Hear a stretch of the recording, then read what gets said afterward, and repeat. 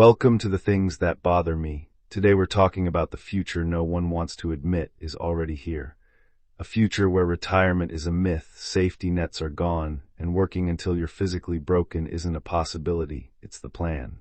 Where losing a job after middle age isn't a setback, it's a life sentence. Where your so-called retirement is tied to a stock market that can erase decades of work overnight. This isn't about laziness. It's not about bad choices. It's about a system that quietly moved the goalposts and never told you. Today's topic is working until you're dead, how we got here, why it's accelerating, and who benefits from pretending this is normal. If you've ever felt like no matter how hard you work, there's no finish line anymore, this conversation is for you. Let's get into it. Work until you're dead, a report on the end of retirement, the collapse of work security, and the future of permanent precarity. The vanishing exit. There used to be an exit, not an easy one, not a luxurious one for everyone. But it existed, a point at which society acknowledged that a human being had given enough years, enough labor, enough physical wear, and was allowed to stop. Retirement was not charity, it was recognition. That recognition is gone. No announcement was made, no vote was taken, no policy declared, you will work until you die. Instead, the exit was quietly removed while people were still running toward it. The sign stayed up, the door did not. What replaced it is a future built on a single assumption, that human beings are infinitely adaptable, indefinitely productive, and personally responsible for surviving structural failure. If you can't keep up, that is framed as a personal flaw, not a systemic outcome. The modern economy does not plan for aging, it does not plan for illness, it does not plan for rest, it plans for output, work longer, save more. Invest smarter, stay relevant, be flexible, be grateful, do not slow down, do not fall behind, do not become inconvenient, and above all, do not stop. This is the future taking shape now, not in theory, not in projections. In lived reality, 1. Retirement is no longer a stage of life, it's a financial fantasy. Retirement assumes 3 conditions: stable wages over decades, predictable living costs, a reliable system of deferred security. None of those conditions exist anymore. Wages have failed to track productivity for decades. Housing, healthcare, insurance, education, and basic necessities consume a growing share of income. The margin that once allowed people to save has been eaten away slowly, enough to appear normal. Retirement now exists primarily for those with inherited wealth, those who exited the workforce early through luck or timing, those in protected professions with legacy pensions, those willing to accept a drastic decline in living standards. For everyone else, retirement has become aspirational language disconnected from economic reality. 2. The design shift. From collective security to individual risk. This did not happen accidentally. Pensions were expensive for employers. Social guarantees limited corporate flexibility. Long-term workers had leverage, so the system was redesigned. Risk was offloaded onto individuals under the banner of choice. You now choose how to invest, how much to save, how long to work, while having little control over wages, costs, market volatility, or health outcomes. This is not empowerment, it is isolation. If you fail alone. 3. Work until you die is now structural policy. The economy increasingly assumes continuous labor participation until physical or cognitive breakdown. There is no longer an expectation that workers will finish careers, transition into rest, pass knowledge forward, and exit with dignity. Instead, aging workers are pushed into service roles that destroy joints and stamina, gig work that offers no benefits or predictability, part-time employment designed to avoid healthcare costs. This is not work as purpose, it is work as containment. 4. Middle age, the most dangerous economic phase. Middle age is now the most precarious point in a worker's life.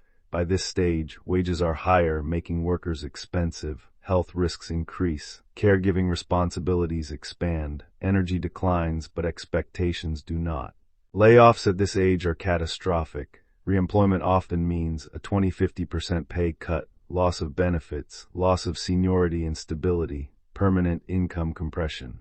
You are told to work longer, yet systematically blocked from stable work. This contradiction is not resolved, it is endured. 5. Fewer jobs, more output, zero slack. Automation, consolidation, and algorithmic management have changed the labor landscape fundamentally.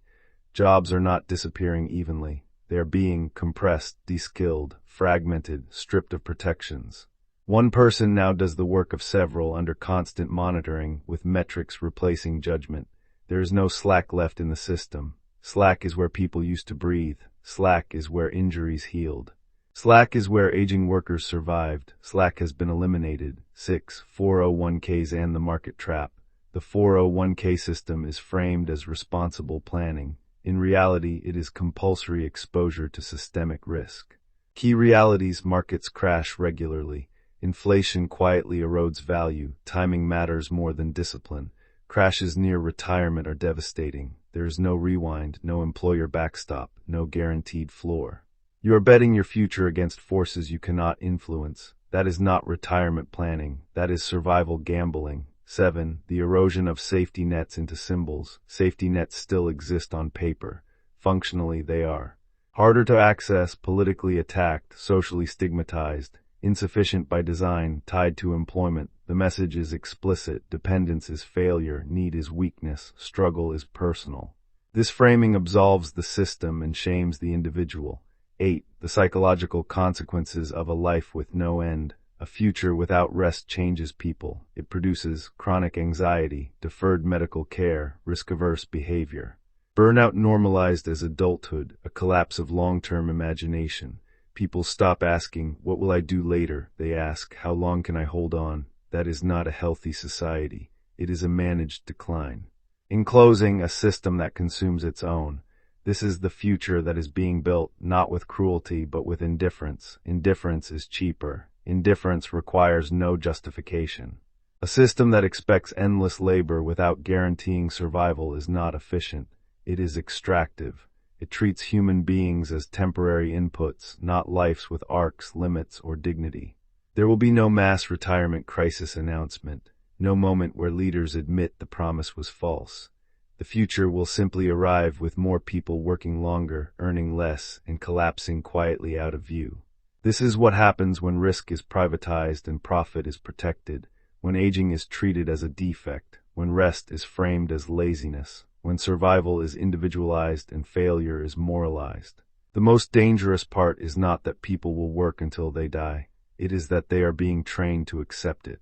And once a society accepts endless labor without security, it has abandoned the idea that human life has value beyond output. That is not progress, that is regression with better branding. If this hit a nerve, you're not alone. If you've lived it, watched it happen, or see where this is headed, let me know in the comments.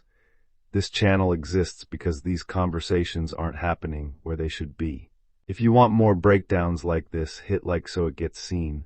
Subscribe so you don't miss what's coming, and share it with someone who's feeling the same pressure but hasn't put words to it yet. This is the things that bother me. And we're just getting started.